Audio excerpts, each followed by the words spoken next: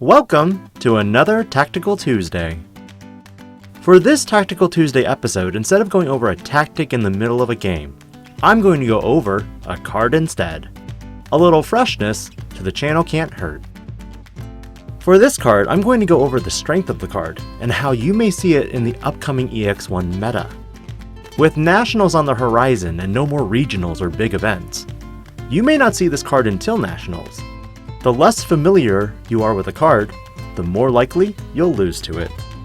If your deck runs Omnimon's Word Defeat, this may be the tamer you hit instead. Today's card is Analog Youth.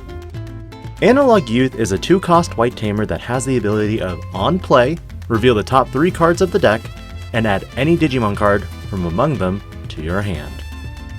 In addition, when one of your level 5 or higher Digimon with evolution cards is deleted, you may suspend this tamer, then gain 1 memory and hatch 1 egg to an empty space in your breeding area. I'm going to break this down into 2 discussion points. The first point is in regard to its on-play ability and which color decks will use this effect effectively the most. The second will be which deck can effectively utilize the second effect as well. The first effect is an extremely powerful and off the top of my mind, red and purple will have a field day with this effect. I've already discussed in my previous video how even an EOS Agumon Bond of Bravery deck can utilize this to not only grab any Digimon from the revealed cards, but it can also be used to load the trash with Eosmon for the big level 6 plays. Memes aside, Agumon Bond of Bravery and purple decks that want to fill their trash like Lilithmon Loop will gain the most from this tamer. For Agumon Bond of Bravery decks, you may find the need to grab that Agumon Bond of Bravery for next turn. Maybe it's the Agunimon for game. There are many options to consider, and even more so if you have to choose between one or the other, there's still Agumon Expert who can fish out Bond from the trash.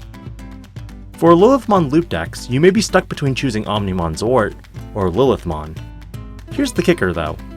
Purple has a built-in recursion effect with Matt Ishida, Glaive Memory Boost, and even Impmon from BT6. While other decks may utilize the first effect like Gabumon Bond of Friendship, there's no way to recur hybrids or Bond himself from the trash.